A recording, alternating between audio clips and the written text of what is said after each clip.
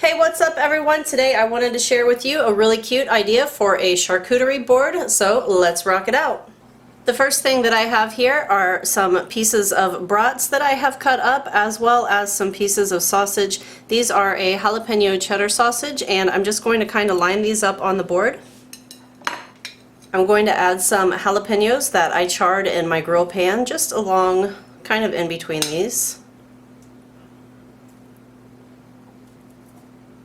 I'm also going to add a nice little bunch of grapes, and these are moondrop grapes. They're pretty cool. I want something sweet on here, so I'm going to put some fig jam.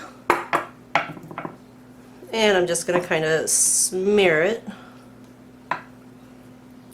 There we go. Some spicy mustard.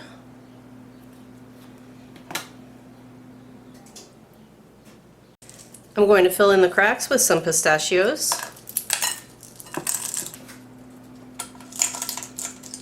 Here on the side I have a cute little crock full of beer cheese, and I will leave that recipe for you.